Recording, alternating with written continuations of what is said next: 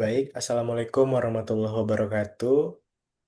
Jadi pada kesempatan ini kami akan membahas mengenai optimasi profitabilitas UMKM Sofa Pancake menggunakan metode linear programming.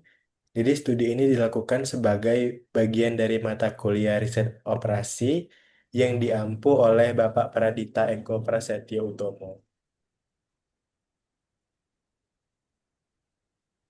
Baik, jadi UMKM Shuffle Pancake ini memproduksi beberapa varian produk, namun memiliki keterbatasan bahan baku dan juga waktu produksi. Selama ini keputusan masih dilakukan secara manual dan juga berdasarkan intuisi. Kondisi ini berpotensi menyebabkan pemborosan sumber daya dan juga keuntungan menjadi belum maksimal. Oleh karena itu, digunakan program linear untuk menentukan kombinasi produksi terbaik agar keuntungan dapat dimaksimalkan. Selanjutnya, berdasarkan latar belakang tersebut, penelitian ini merumuskan tiga permasalahan, yaitu bagaimana memodelkan masalah produksi ke dalam program linear, lalu bagaimana menentukan jumlah produksi secara optimal dan sesuai dengan keterbatasan sumber daya yang ada, lalu berapa keuntungan maksimum yang dapat diperoleh dari UMKM Sofa Pancake ini. Adapun tujuan dari penelitian ini adalah menyusun model program linear dan juga menentukan jumlah produksi optimal pada setiap varian produknya, lalu menghitung keuntungan maksimum yang dapat dicapai, serta memberikan rekomendasi pengambilan keputusan produksi yang berbasis perhitungan secara matematis. Untuk metodologi penelitian, jadi penelitian ini dilakukan pada UMKM Towel-Towel Sofa Pancake yang berlokasi di Telanai. Datanya diperoleh melalui wawancara langsung dengan pemilik usaha dan juga kami melakukan observasi untuk melihat proses produksi. Metode analisis yang digunakan di sini adalah pemrograman linear dengan menggunakan metode simplex sebagai untuk menyelesaikan. Baik, selanjutnya eh, jadi dalam penelitian ini ditentukan tiga variabel keputusan, yaitu jumlah pancake isi 1, pancake isi 2, dan juga pancake isi 5 yang diproduksi perharinya. Setiap produk memiliki kebutuhan bahan baku yang berbeda-beda, seperti misalnya telur, tepung, susu, serta keuntungan yang berbeda-beda pula. Misalnya di sini pada pancake isi 1 atau X1 itu menggunakan 1 butir telur, 20 gram tepung, dan juga 10 ml susu dengan keuntungannya 6.500. Begitupun seterusnya untuk isi 2 dan juga isi 3. Baik, untuk model program linear, di sini disusun dengan tujuan memaksimalkan keuntungan total. Fungsi tujuan ini merepresentasikan total keuntungan dari ketiga produk, sedangkan kendala di sini menggambarkan keterbatasan bahan baku telur, tepung, susu. Yang mana di sini Zmax-nya adalah 6.500 X1, 9.000 X2, 17.500 X3 dengan kendalanya dapat dilihat di slide. Baik, untuk pada penelitian ini, kenapa kami menggunakan metode simplex? Karena simplex ini menyelesaikan permasalahan dengan program linear dengan jumlah variabel dan juga kendala yang lebih dari dua secara sistematis dan juga iteratif. Pada kasus UMKM Toal-Toal Pancake ini, model memiliki tiga variabel keputusan, yaitu X1, X2, dan juga X3. Sehingga metode grafik kami nilai kurang dapat digunakan secara efektif. Oleh karena itu, metode simples lah yang kami pilih. Dan juga metode simples ini bekerja dengan 4 cara. Yang pertama adalah mengubah seluruh kendala menjadi persamaan dengan menambahkan variabel slack. lalu menyusun tabel simplex awal berdasarkan model matematika. Selanjutnya melakukan proses iterasi dengan memilih variabel masuk dan juga variabel keluar. Yang terakhir adalah melakukan operasi baris elementer hingga nilai fungsi tujuan mencapai kondisi yang optimal. Jadi, solusi optimal tercapai ketika tidak terdapat lagi nilai negatif pada baris fungsi tujuan, yang menandakan bahwa keuntungan maksimum telah diperoleh. Baik, selanjutnya akan dijelaskan oleh rekan saya Ivan, kepadanya disilakan. Baik, terima kasih rekan saya Bagas. Selanjutnya saya akan menjelaskan terkait bagaimana langkah-langkah dari metode simplex untuk melakukan maksimal keuntungan dari UMKM Total Pancake ataupun mencari nilai optimal dari profitabilitasnya.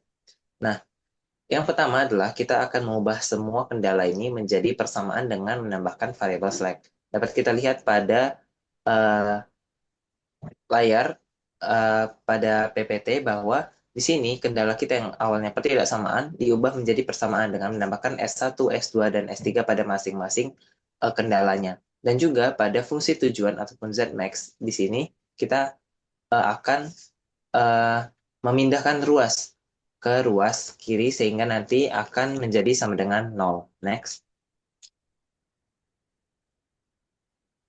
Baik, kita akan mulai di iterasi awal simplex ataupun iterasi 0. Nah, langkah awal metode simplex ini, kita akan menyusun tabel awal simplex berdasarkan model program linear yang telah kita buat tadi, yaitu persamaan yang telah kita buat pada kendala tadi, dan juga fungsi tujuannya. Nah, di sini kita akan memasukkan semua nilai-nilai yang tadi ke dalam tabel simplex. Nah, dari tabel simplex ini kita dapat melihat kolom kunci. Kita akan mencari kolom kunci yang akan kita tentukan dari nilai yang paling negatif dari baris fungsi tujuan. Nah, kita bisa melihat dari kolom X3 dengan nilai min 17.500. Nah, ini menjadi kolom kunci dari tabel simplex iterasi 0. Lalu, selanjutnya kita akan menghitung rasio. Rasio yang ada di sebelah kanan ini dihitung dengan membagi nilai BJ dengan koefisien positif pada kolom kuncinya. Nah, kolom kuncinya tadi adalah X3 dengan BJ-nya. Misalnya di baris S1, BJ-nya adalah 80 dibagi 5 menjadi 16, 1600 dibagi 100 menjadi 16, dan begitu seterusnya. Nah, kita mencari rasio terkecil untuk mencari baris kunci. Nah, di sini ada dua rasio yang sama besarnya, yaitu 16. Pada kali ini, kita dapat memilih salah satu dari baris dengan rasio terkecil. Nah, di sini kami memilih baris S1. Maka baris S1 adalah baris kuncinya. Nah, selanjutnya kita akan mencari elemen pivot. Elemen pivot ini adalah perpotongan antara baris kunci dan juga kolom kunci. Yang dimana ditandai dengan warna pink ini adalah elemennya adalah 5. Nah, variabel masuknya nanti akan menjadi X3 dan juga variabel keluarnya adalah S1. Maka ini adalah iterasi 0. Kita akan lanjutkan ke iterasi pertama, iterasi 1. Next. Baik, pada iterasi 1 ini, kita akan melakukan operasi baris elementer untuk membentuk tabel simplex baru. Nah, langkah pertamanya kita akan membentuk baris kunci baru, yang dimana baris S1 tadi kita keluarkan menjadi kita masukkan X3 yang akan dibagi dengan elemen pivot. Maka baris X3-nya ini akan menjadi 16, 0,2, 0,4 ini didapatkan dari baris S1 lama itu dibagi dengan elemen pivotnya itu 5, yang dimana 80 dibagi 5, 16, 1 dibagi 5, 0,2, dan begitu seterusnya. Nah, selanjutnya kita juga akan melakukan operasi baris elementer ataupun OBE pada baris S2, S3, dan Z dengan perhitungannya adalah baris S2 lama, dapat kita lihat tadi, lalu dikurangkan dengan 100. 100 ini didapatkan dari kolom kunci dari baris S2 lama dikali baris X3 baru. Nah, pada kasus ini itu baris S2 lamanya misalnya adalah 20 20 dikurang 100 dikali dengan 0,2, maka hasilnya adalah 20. Maka hasilnya adalah 0. Nah, begitu seterusnya hingga ke baris Z. Baris Z juga dilakukan operasi baris elementer, yang dimana baris Z lama ini akan dikurang dengan kolom kuncinya, yaitu minus 17.500 lalu dikali dengan baris X3 yang baru. Maka didapatkanlah hasil sebagai berikut iterasi tabel iterasi 1. Nah, kita dari tabel iterasi 1 ini kita bisa dapatkan bahwa baris fungsi tujuannya ini masih terdapat nilai negatif, yaitu pada kolom X1 dan juga X2, yang dimana ada minus 3.000 dan juga minus 2.000. Nah, kita akan memilih kolom kuncinya dengan nilai negatif yang paling besar. Nah, di sini nilai negatif paling besarnya adalah minus 3.000, maka ini akan ditetapkan sebagai kolom kuncinya. Baris kuncinya adalah X3 dengan elemen pivotnya, yaitu perpotongannya itu adalah 0,2. Nah, di sini elemen variabel masuknya adalah X1 dan variabel keluarnya adalah X3. Karena masih ada nilai negatif, kita akan lanjut ke iterasi selanjutnya, yaitu iterasi 2. Next. Nah, pada iterasi kali ini juga sama dengan iterasi pertama tadi, kita akan melakukan operasi baris elementer untuk membentuk tabel simplex yang baru. Nah, langkah pertamanya kita akan membentuk baris kunci baru, yaitu baris X3, yang dimana ini nanti akan dibagi dengan elemen pivot dari baris sebelumnya, yaitu 0,2. Sehingga diperolehlah X1-nya 1, X2-nya 2, X3-nya 5, dan seterusnya. Selanjutnya untuk baris S2 dan S3 itu akan, dan juga baris Z itu akan dilakukan operasi baris elementer. Yang dimana sama seperti iterasi pertama tadi, perhitungannya, maka didapatkanlah uh, tabel iterasi 2 sebagai berikut. Nah, dari tabel iterasi 2 ini, kita bisa melihat bahwa pada baris fungsi tujuannya tidak lagi terdapat nilai negatif. Sehingga solusi ini diperoleh sudah optimal. Next. Nah, maka berdasarkan tabel simplex yang optimal tadi, diperolehlah keputusan produksi sebagai berikut. Bahwa pancake isi 1 atau X1 itu akan diproduksi sebanyak 80 unit.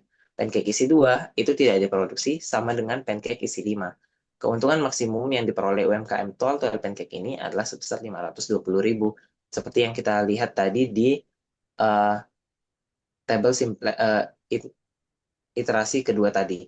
Nah, dari sisi penggunaan sumber daya, bahan baku telur, bahan baku tepung akan digunakan secara penuh. Sedangkan bahan baku susu tadi itu masih tersisa sebanyak 20 mil yang ditunjukkan dengan nilai select S3 yang bisa kita lihat juga di tabel iterasi 2 tadi. Next. Baik, untuk kesimpulannya, berdasarkan hasil penyelesaian menggunakan linear programming dengan metode simplex tadi itu, pada UMKM Tol Toil Pancake ini diperoleh bahwa kombinasi produksi yang optimal adalah memproduksi unit pancake isi 1 per harinya, sementara pancake isi 2 dan 3 ini tidak diproduksi.